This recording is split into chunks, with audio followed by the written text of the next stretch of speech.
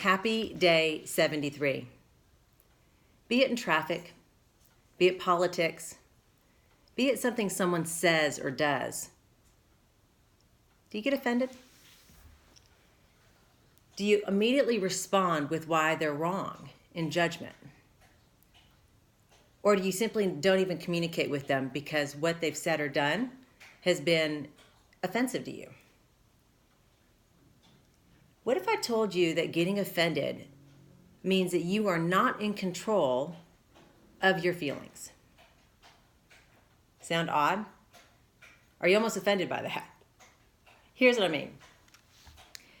If someone else's actions, behaviors, thoughts, or feelings you take offense to, and your response when you're offended is to become angry or frustrated, it's typically coupled with being offended, you have now given your control of emotion to something outside of yourself. And not that they asked for it. If you consider yourself a bit of a control freak, I certainly do, then understanding that perspective might have you look at getting offended a little differently. It's also a waste of your energy. If you think about your productivity, does it come when you're spent amidst feelings of anger and frustration?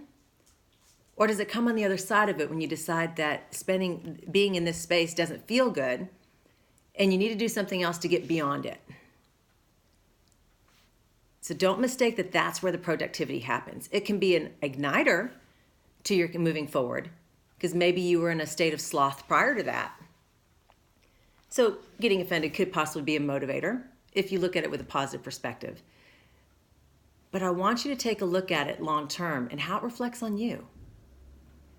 I have been able to have some incredible conversations, worldly conversations with people because I'm curious on how they think, act, or how they respond to things, what they believe. See, their beliefs and how they think and act does not have an impact on how I think or act. But being able to understand where they come from or why they do what they do allows us to live better in partnership in life, in community, than in constant conflict. Now, what stemmed this conversation today?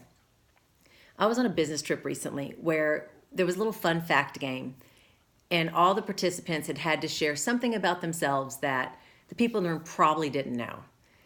Well, if you've known people in that room as long as I had, it's hard to come up with something. At least you think so. Well, one of the facts on the paper that multiple people came to me and said, this is you, isn't it, Tanya? It said, I've practiced transcending meditation for 30 plus years.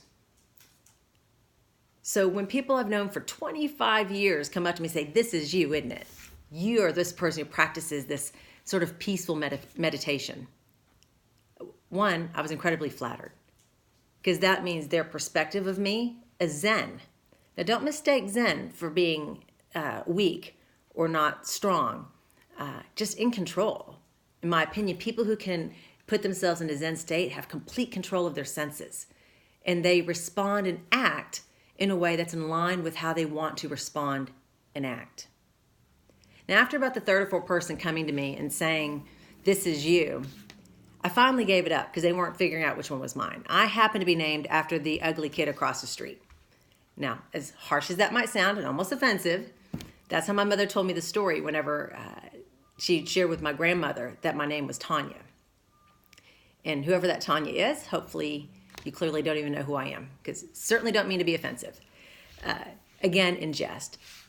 But talking about that transcending meditation led me to want to have a conversation to challenge you on how often, how quickly, and how you respond when you get offended. Now, we're human. I do get angry. It happens, right? We're wired at times to respond and react. And as much as you may have great control of your senses, you may not be able to do it all the time. But how quickly do you move beyond it? Do you live in that space and breathe that negativity? Or do you move beyond it, recognizing that you're human? A good practice as well is mentally, there's been situations where I've all but accused someone of something in my head. Never told them that. But when I realized that that wasn't what occurred, I've even gone and apologized to them. I said, look, I have to apologize. You don't even realize this, but I was assuming that you did this and you didn't, and that's on me. So you want to work in partnerships. If you're married and your husband doesn't put the 14 throw pillows back up on the bed, how do you respond? So I challenge you to be a better version of yourself, realizing we're about to go into the political climate again, which means people getting offended or judgmental is about to go to its top again.